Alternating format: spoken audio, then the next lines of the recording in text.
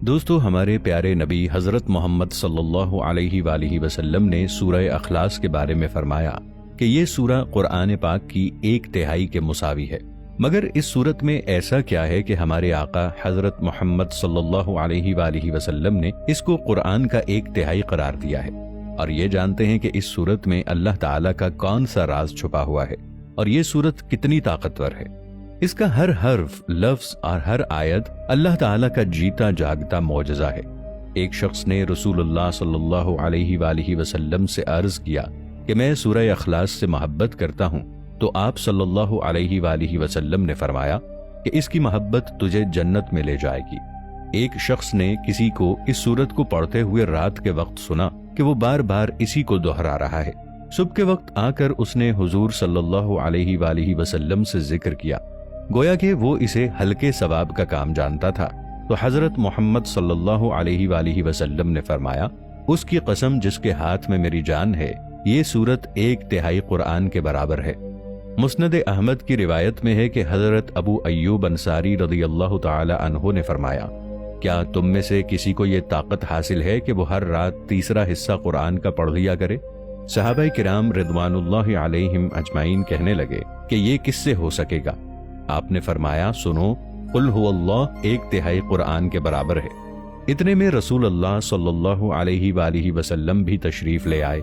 حضرت محمد مصطفیٰ صلی اللہ تعالی علیہ وآلہ وسلم نے سن کر فرمایا، ابو ایوب سچ کہہ رہے ہیں۔ اسی طرح ایک مرتبہ حضرت محمد صلی اللہ علیہ وآلہ وسلم نے صحابہ کرام سے فرمایا کہ تم سب ایک ساتھ اکٹھے ہو جاؤ، میں تمہیں آج 1/3 قرآن سناؤں گا۔ صحابہ جمع ہو کر بیٹھ گئے۔ آپ صلی اللہ علیہ وآلہ وسلم گھر سے تشریف لائے اور سورہ قل هو اللہ احد کی تلاوت فرمائی اور پھر گھر تشریف لے گئے۔ اب صحابہ میں باتیں ہونے لگی کہ حضرت محمد صلی اللہ علیہ وآلہ وسلم نے تو یہ وعدہ کیا تھا کہ 1/3 قرآن سنائیں گے، شاید آسمان سے کوئی وحی آ گئی ہو۔ اتنے میں آپ صلی اللہ علیہ وآلہ وسلم پھر واپس تشریف لائے اور فرمایا، میں نے تم سے 1/3 قرآن سنانے کا وعدہ کیا تھا، سنو، یہ سورت 1/3 قرآن کے برابر ہے۔ صحیح مسلم میں ہے، حضرت ابو درداء رضی اللہ تعالی عنہ سے روایت ہے کہ رسول اللہ صلی اللہ علیہ وآلہ وسلم نے فرمایا، کیا تم اس سے عاجز ہو کہ ہر دن 1/3 قرآن شریف پڑھ لیا کرو؟ لوگوں نے کہا، حضور صلی اللہ علیہ وآلہ وسلم، ہم اس سے بہت عاجز اور بہت ضعیف ہیں۔ آپ صلی اللہ علیہ وآلہ وسلم نے فرمایا، سنو، اللہ تعالیٰ نے قرآن کے 3 حصے کیے ہیں، قل هو اللہ احد تیسرا حصہ ہے۔ مسند احمد کی ایک روایت میں ہے کہ رسول اللہ صلی اللہ علیہ وآلہ وسلم فرماتے ہیں، جو شخص اس پوری سورت کو 10 مرتبہ پڑھ لے گا، اللہ تعالیٰ اس کے لیے جنت میں ایک محل تعمیر کرے گا۔ اس پر حضرت عمر رضی اللہ تعالی عنہ نے کہا، یا رسول اللہ صلی اللہ علیہ وآلہ وسلم، پھر تو ہم بہت سے محل بنوا لیں گے۔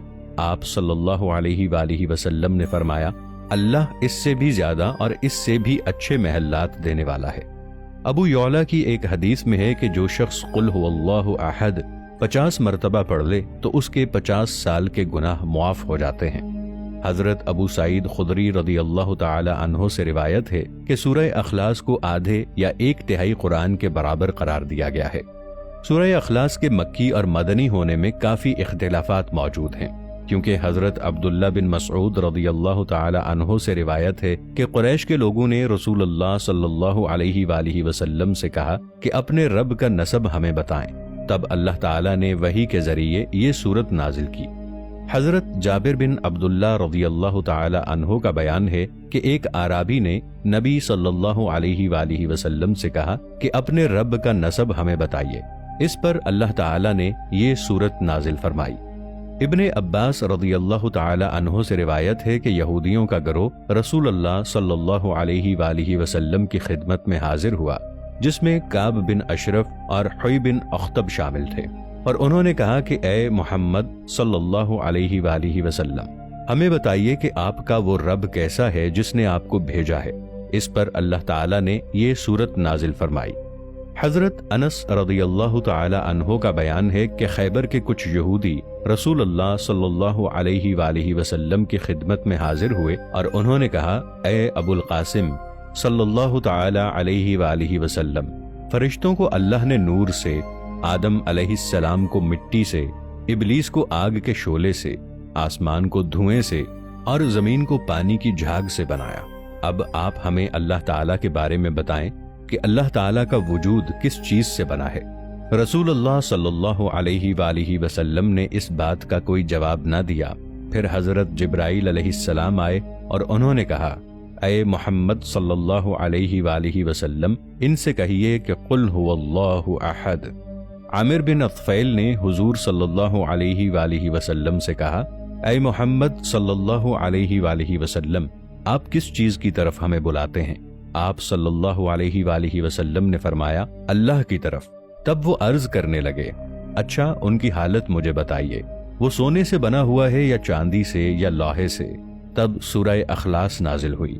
ضحاک، قتادہ اور مقاتل کا بیان ہے کہ یہودیوں کے کچھ علماء حضور صلی اللہ علیہ وآلہ وسلم کے پاس آئے اور انہوں نے کہا، اے محمد صلی اللہ علیہ وآلہ وسلم، اپنے رب کی کیفیت ہمیں بتائیے، شاید کہ ہم آپ صلی اللہ علیہ وآلہ وسلم پر ایمان لے آئیں۔ اللہ نے اپنی صفت تورات میں نازل کی ہے، آپ بتائیے کہ وہ کس چیز سے بنا ہے، کس جنس سے ہے؟ لوہے سے بنا ہے، تانبے سے، پیتل سے، لوہے سے یا چاندی سے؟ اور وہ کیا کھاتا اور پیتا ہے؟ کیا آپ کے رب نے یہ دنیا وراثت میں کسی سے پائی ہے؟ اور اس کے بعد کون اس کا وارث ہوگا؟ اس پر اللہ تعالیٰ نے یہ سورت نازل فرمائی۔ ابن عباس رضی اللہ تعالی عنہ سے روایت ہے کہ نجران کے مسیحیوں کا ایک وفد 7 پادریوں کے ساتھ نبی کریم صلی اللہ علیہ وآلہ وسلم کی خدمت میں حاضر ہوا، اور اس نے حضور صلی اللہ علیہ وآلہ وسلم سے کہا، ہمیں بتائیے کہ آپ صلی اللہ علیہ وآلہ وسلم کا رب کیسا ہے، کس چیز سے بنا ہے؟